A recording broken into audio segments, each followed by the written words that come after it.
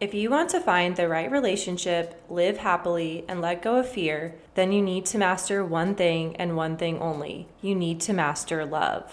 One of the highest frequencies in this world is love. You know when you're around someone who loves themselves. You can feel it. They are full of life, they are generous, they are compassionate. They are effortlessly successful. Whatever they want in life seems to come to them. These people that radiate love have mastered the concepts I'm about to talk about in this animated video summary. The best part is that we all have the innate ability to master this. It begins with awareness of the concepts. It's not woo-woo to be a love master. You will attract more of what you want in the world when you don't seek for love outside of yourself. The recipe for mastering love is simple: truth, forgiveness, and self-love.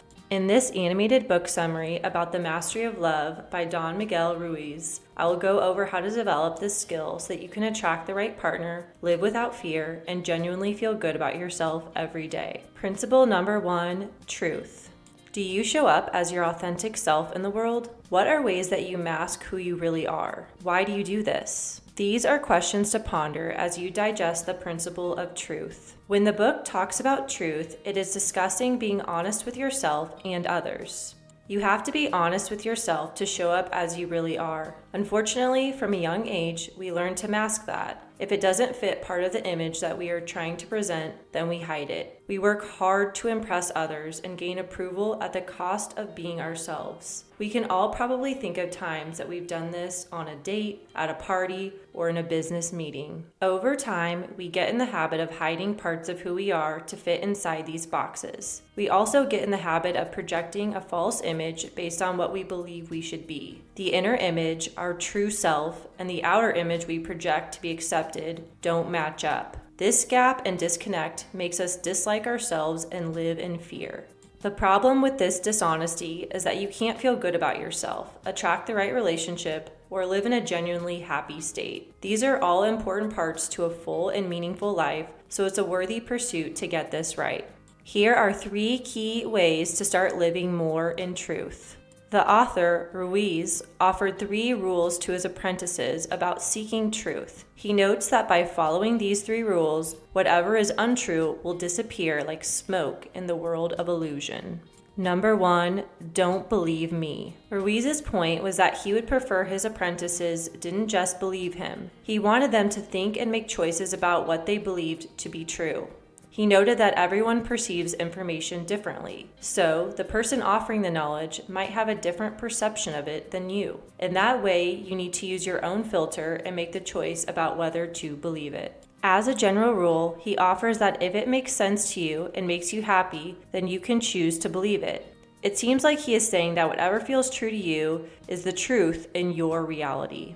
Number 2, don't believe yourself.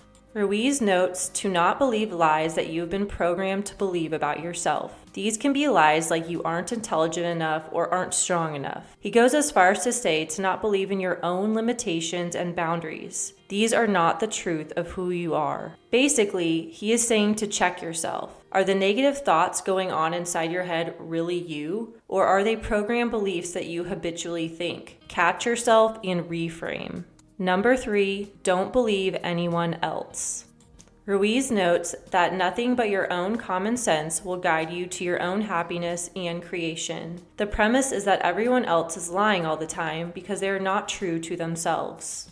If you don't need to believe other people to feel accepted, you will see the truth more clearly. Basically, he is saying to seek within yourself for the answers versus looking to others for truth. Principle number 2, forgiveness. As Don Miguel Ruiz notes in the book, you forgive others not because they deserve to be forgiven, but because you don't want to suffer. Forgiveness is freeing yourself from that emotional suffering. When you don't forgive, you trap yourself in anger, fear, and jealousy. You can't love and live your life happily in that space. Letting go and learning how to forgive others is a powerful way to excel in life. You can think of forgiveness as transmuting the pain from a situation into love and growth. Here are 3 key ways to start forgiving more. Number 1, make a list of anyone that you believe you need to ask for forgiveness. Once you have your list made, begin asking each person for forgiveness. You can do this in your mind, or you can actually reach out to them. Number 2, make a list of all the people that you need to forgive.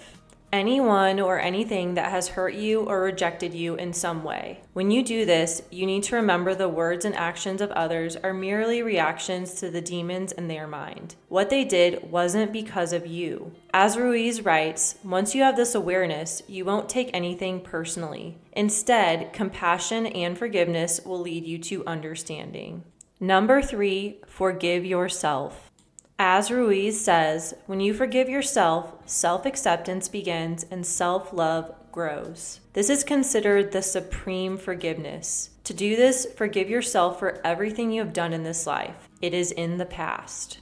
Holding on and punishing yourself does you no good. You always did the best you could with the resources that you had. Forgive yourself and move forward to create your life in the present moment. Principle number 3, self-love. The final part of mastery is self-love. This is the most powerful force in life. Unfortunately, as we get older, we lose this natural ability. We judge ourselves, we victimize ourselves. Before we know it, we have a tense relationship with ourselves. If you don't accept yourself, then you won't accept others. If you judge yourself harshly, you will judge others in the same light. If you victimize yourself, you will also victimize others. These are all mental habits. How you treat yourself all day long will no doubt be a part of any relationship you have. Recognize that in any relationship, you take responsibility for your half only, so nourish that half with self-love. In the book, Ruiz discusses an example with a pizza when it comes to self-love and relationships. Let's say you're starving. Someone offers you a piece of pizza. It is so delicious. They tell you that in order to have another slice, you must live by certain conditions. You readily agree to this because you got a taste of it and now desperately want more. You don't have any of your own pizza, so this seems like the best plan. Now let's say that you create amazing pizzas every day. You have an abundance of pizzas that you love to eat. Someone offers you a piece of pizza. They say that you need to follow certain rules to enjoy a slice of their pizza. You politely and quickly decline. You don't need to follow anyone's conditions because you have the most wonderful pizzas of your own to eat. In fact, you offer a slice of one of your pizzas to them because you know that you can create more of them at any time. Do you see the difference?